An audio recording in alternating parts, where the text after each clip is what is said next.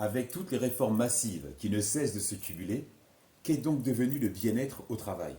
Est-ce toujours une préoccupation dans l'air du temps? Si le taf occupe une place importante dans le temps de chacun, si le taf occupe une place importante dans la vie de chacun, et à condition d'être en capacité d'exercer, et avec une retraite à 64 ans, 65, 66 ou... Yaï, ça fait tard. Un chef d'État qui a dit « Si je fais cette réforme, c'est pour le bien des Français ». Sommairement, tu livres ton oseille à l'État français pour qu'il te le réattribue plus tard, si tu es encore vivant, pour tes vieux jours. Mais ta retraite n'est pas sûre. Pourquoi? Parce que l'État français est endetté à 3 000 milliards d'euros. Moins 3 042 milliards d'euros.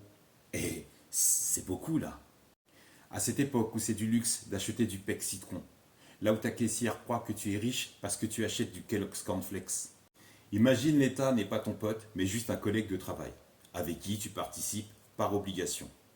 On vous confie la tâche de commander des fournitures de bureau auprès d'un fournisseur, budget 1 500 euros. Ce collègue, sans te consulter, commande 1 300 euros de stylo. On est bien d'accord. Ce mec-là, il est naze. Il est archi nul en gestion. Mais le système dans lequel on est dit que ce mec-là, il est fiable. Il est réglo.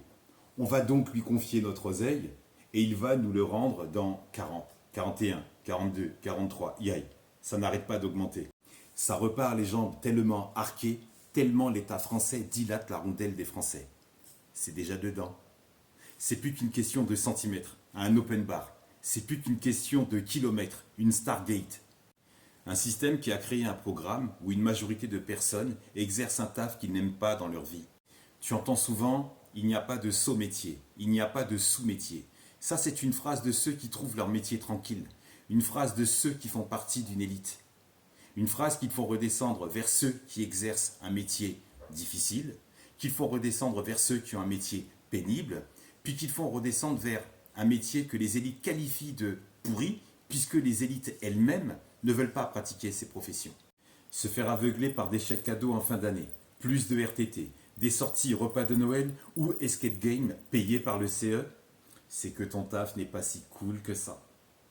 Le gouvernement a vendu presque toutes ses industries. Des emplois disparaissent et laissent place à des tafs qui n'intéressent plus du tout les Français. La France était douée dans plusieurs domaines. L'industrie française ne cessait de progresser au rang mondial. Que la paix soit avec toi.